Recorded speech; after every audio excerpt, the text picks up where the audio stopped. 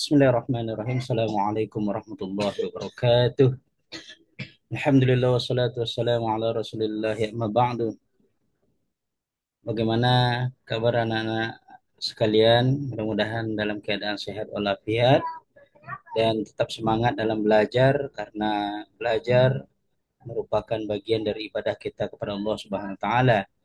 Mudah-mudahan kita mendapatkan ilmu yang bermanfaat dan pemahaman yang luas. Maka kita awali dengan membaca doa. Bismillahirrahmanirrahim. Rabbi zidni ilma warzuqni fahma. Baik, untuk materi kali ini kita akan membahas tentang dakwah Nabi Muhammad sallallahu alaihi wasallam. Ya, di antara kita pasti sudah ada yang mengenal apa yang dimaksud dengan dakwah. Jika ada yang tahu, silakan disampaikan apa yang dipahami. Baik, dakwah itu merupakan upaya untuk mengajak seseorang untuk beribadah kepada Allah Subhanahu wa taala. Ya. Oke, kita lanjutkan. Untuk materi yang pertama, kita akan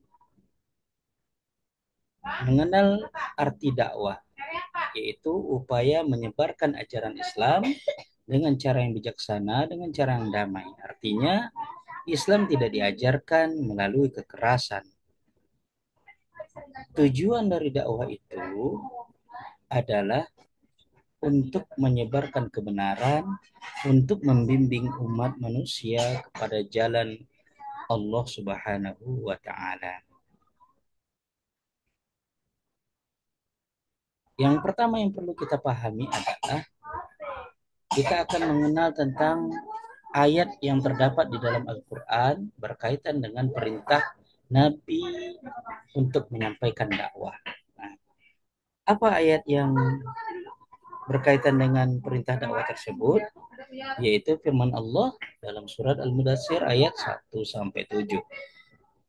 Surat Al-Mudatsir ini merupakan surat yang kedua yang diturunkan oleh Allah setelah surat Al-Alaq.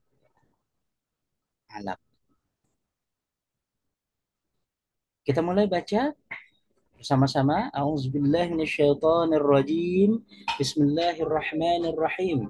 Ya ayyuhal muddatsir kum fa'anzir wa rabbaka fakabbir wa thiyabaka fatahhir warrujza fahjur wa la tamnun tastakthir wa li rabbika fasbir. Nah, ayat 1 sampai 7 Al-Mudatsir merupakan ayat tentang perintah untuk menyampaikan dakwah Islam.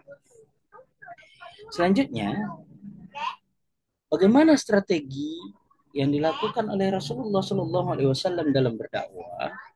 Yang pertama adalah kita kenal dengan istilah dakwah secara tertutup. Strategi Nabi yang pertama itu dakwah secara tertutup. Apa maksudnya? Dakwah yang dilakukan oleh Nabi pertama itu adalah kepada kelompok-kelompok kecil, kepada pihak keluarga, sanak saudara, dan sahabat-sahabat terdekat saja. Jadi perorangan, dan itu secara sembunyi-sembunyi. Dan di antara tempat yang dipakai oleh Nabi untuk mengajarkan Islam kepada para sahabat adalah rumahnya Arqam bin Abi Arqam. Inilah pusat pendidikan Islam pertama. Selanjutnya, strategi Nabi yang kedua adalah dakwah secara terbuka. Apa maknanya? Dakwah yang dilakukan oleh Nabi itu sudah disampaikan kepada masyarakat umum. Sudah disampaikan secara terbuka. Jadi orang sudah tahu bahwa Nabi menyampaikan dakwah ajaran Islam. Nah, contohnya seperti apa?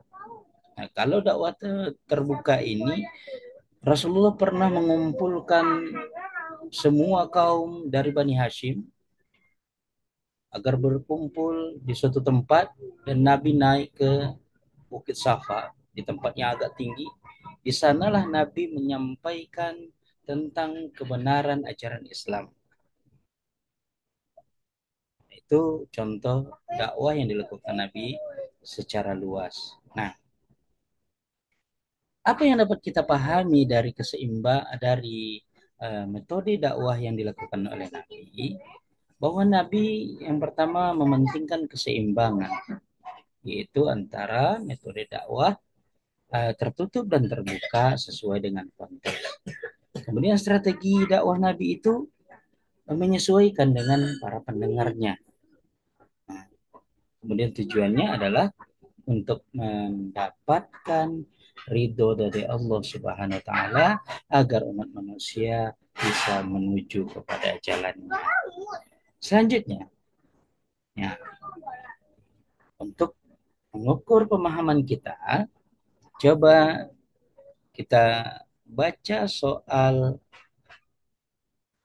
berikut ini. Yang pertama, apa yang dimaksud dengan dakwah tertutup? Tadi kita sudah jelaskan tentang dakwah tertutup, apa maksudnya? Terus bagaimana contoh yang sudah diterapkan uh, dalam kehidupan sehari-harinya oleh Nabi Muhammad SAW. Yang kedua, mengapa penting untuk menyampaikan pesan agama itu dengan cara yang baik dan bijaksana? Nah, berdakwah itu dengan cara baik untuk apa? Supaya apa?